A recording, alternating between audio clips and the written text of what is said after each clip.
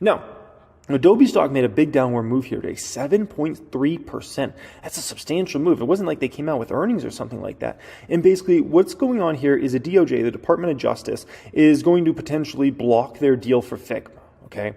Couple things in regards to Adobe, okay? First off, great business model, going to continue to be here, going to continue to be a cash flow and profit machine. At a very fair forward PE right now, it's actually a buy. But that doesn't mean it can't go lower here in the short term.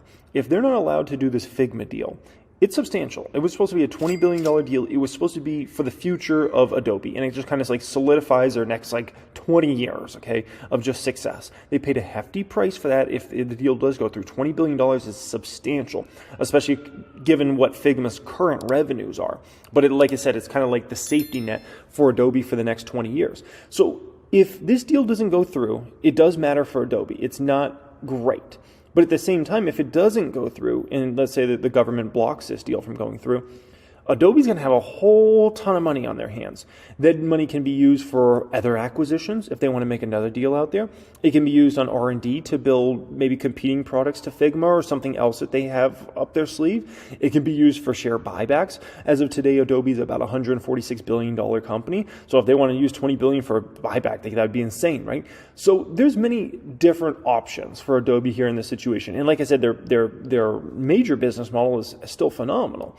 So it's not like that's going away or something like that, right? So nonetheless, this deal, if it doesn't go through, it matters for Adobe, but it's not like the company's done. Like, oh, Figma couldn't go through, so we're finished. The stock's finished. It's not how this works at all. And actually, the interesting thing is Figma was going to be a drag on their net income and earnings per share for the next couple years if that did go through. And so if that doesn't go through, then it's not a drag, right? So there's pros and there's cons with each of this situation in regards to Figma. My hope is everybody gets really depressed about a Figma deal potentially not going through and the Department of Justice blocking this and creating some sort of problem with Adobe where that stock goes in the 200s again. I'd love to pick it up, just add it as a long-term investment play there. And, sometimes you just have to step in with great companies when there's like, these sorts of issues. Sometimes you just have to step in and take advantage of the deals you're getting in.